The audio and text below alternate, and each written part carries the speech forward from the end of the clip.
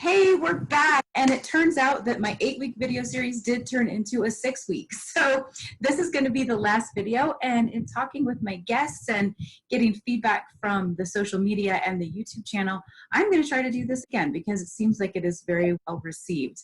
I am happy to welcome Brook Hengst back. She has been here before and was gracious enough to come on again. This time we are talking about your spring home maintenance. And specifically, the two things that I wanted to talk about and have Brook give us her input on are the foundation. Examine the foundation walls for cracks, leaks, or signs of moisture and repair as required. I know that's a scary one, but I'm pretty sure we can handle this, and Brook can give us some great pointers. And lastly is clean or replace your air conditioning filters. I think the last time we spoke, we were talking about furnace filters. So same thing. So here is Brook to talk about our spring home maintenance. Welcome, Brook. Thanks for coming again. Awesome. Thank you so much for having me. I feel like we can talk home maintenance and repairs all day long without having to go do inspections. I agree. Yes. So yeah, you know, the foundation is a scary thing for a lot of home buyers and sellers, even in my experience. You know, when an inspector points out a foundation type thing, you know, that can be alarming. But for me, from my perspective, I've watched your dad do this, Julie. I've watched him walk around the perimeter of a house and look at the corners, look at the foundation walls, you know, just look for any cracks, any pulling apart. And I think that's something that we can all do in our homes on a regular basis. You know, we're in our yards, we're spending time outdoors, we're mowing our grasses, you know, so let's just walk around that exterior. That's a fantastic point. Although I am the Vice President of Business Development, I have only been on a few inspections, and that was many years ago. So you are more intimately informed about what happens during inspections. So I appreciate that. Is there anything inside specifically that you want to point out or that people should be on the lookout for? Yeah, absolutely. People always look at cracks in walls and think, oh my gosh, there's a foundation issue. And I will put on my realtor hat disclosure that I am not a structural engineer by any means. I am speaking just from the experience of having sold homes for over a decade. But those cracks are definitely a little bit of an indication of, hey, pay attention to this. A rule of thumb that a structural engineer gave me years ago was that if the crack is large enough that you could like put something in it, like wedge a key in or even a piece of paper in, and it goes through, that's always something where we want to look a little bit closer and we really want to have that evaluated and then pay attention, because there can be some hairline cosmetic cracks that happen in a home from the inside that are just settling, and they're not going to do anything for 10, 15, 20 plus years. However, the ones that are foundation issues to be concerned of, those are the ones that, you know, get bigger. You know, they zigzag. They come in spaces that is not common for there to be a crack. So in your basements, just walking around the inside of that basement as well. I know, gosh, probably about 5 years ago, my exterior foundation wall in my basement that was not finished had some cracks, no big deal. We had them epoxied and everything, but with a torrential downpour, heavy rain, we noticed some seeping coming in. And had I not gone down there and known that, that could have gotten really bad over, you know, a long period of time. Absolutely. Oh, that is fantastic. That's great information. And I should learn from Dave and Peter about what to look for. So awesome. Well, thank you so much. So as you are out mowing and picking up leaves in the short term and cleaning out your gutters, just take a look at your foundation. As Brooke said, just make sure that everything looks right and there's no gaping holes.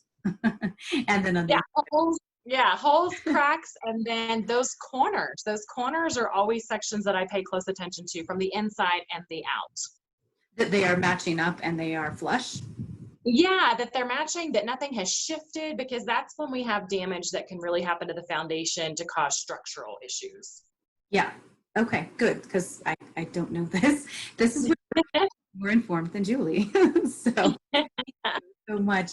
And then the last thing is cleaning or replacing the air conditioning filters. As this is home maintenance for spring, so we're coming out of the winter, what should we check out on their air conditioning unit?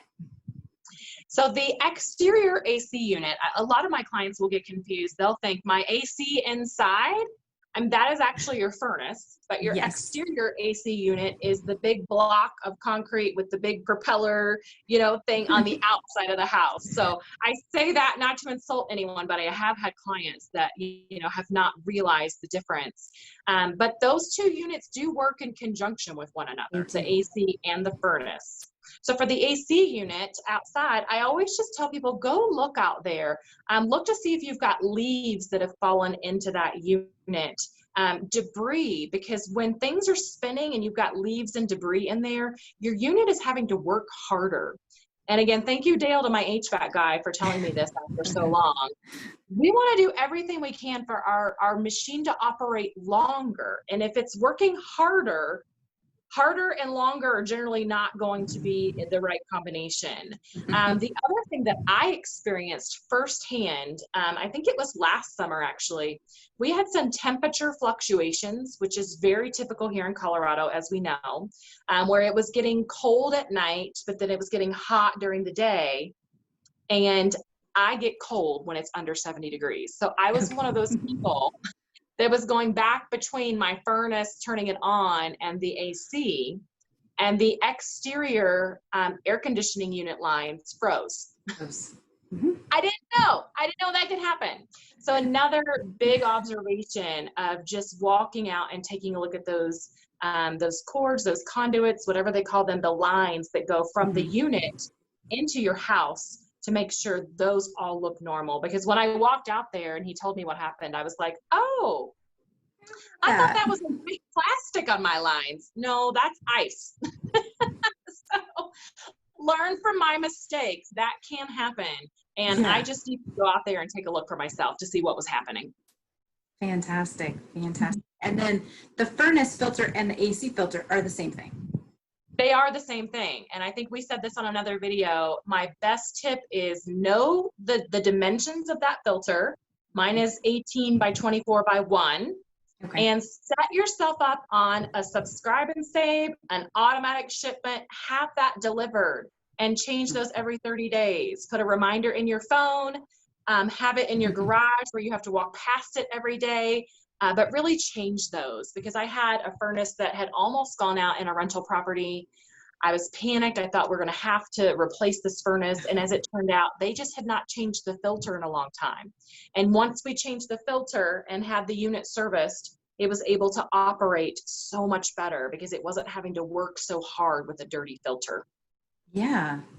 Oh, thank you for pointing that out. You're welcome. We were 1 year into our house and all of a sudden it was freezing. And I was like, oh no. And luckily my husband was still home. And so we went downstairs. He's like, let's change this before anything else happens. Sure enough, change the filter. It didn't even look that bad. So my advice to you is change your filter. You don't know if it's been 30 days, just change it. If it's pure white, then maybe we have some other issues, but those filters. And check out your AC unit.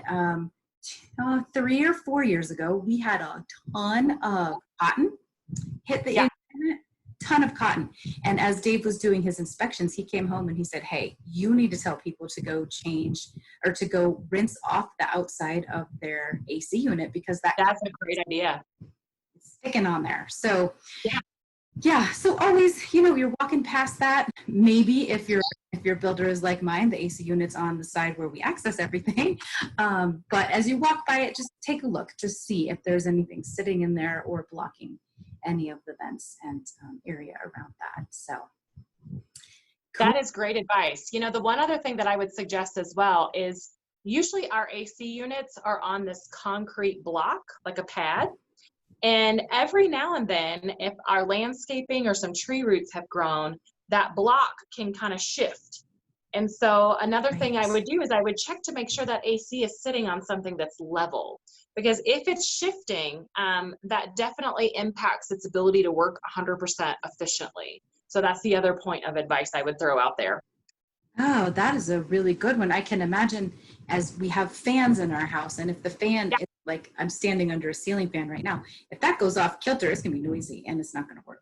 So, exactly. You know, and I will yeah. say there have been some units that I have shown that will be in the house, and when that thing kicks on, it's so loud. I'm like, wow, that Yes. sounds like a helicopter coming through. And you know, Wow. all that is impacted by the cleanliness, how efficiently it's working, is it on the concrete pad flush and flat, you know? So definitely we want Yeah. to look at those things. Awesome. I have to give him credit. My my magic editor, my son Zach, the See last that? video I had mentioned that I would do my magic editing, and he's like, "Mom, it's me." I said, "Do whatever you want at the end and give yourself credit." So he had a little word thing fly in and spin. It Oh, said, that's awesome. tag Zach magic editor or something. So he might. So cute. So, but yeah, wonderful points, Brooke. Thank you so much for your insight and information, and what the stories that you can tell and the things you have seen. It is quite fascinating. So, It's been a lot. You're most welcome. I've seen a lot of crazy things.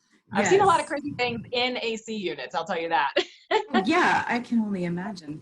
I'm going to have to go with Peter and Dave on some inspections just to see what they look at today. Remind myself. Yes, absolutely. You have a good time. I would. Yeah, always. Those are great guys. So, Brooke, thank you so much. I think we You're welcome. thing, but just in case, we need to know, and my son with his magic editing, we'll put this all in here as well. But what is the best way for people to reach you? Should they need to know who the AC guy is? Should they need to know a structural engineer or any of the other millions of resources that you have? What is the best way for people to reach you?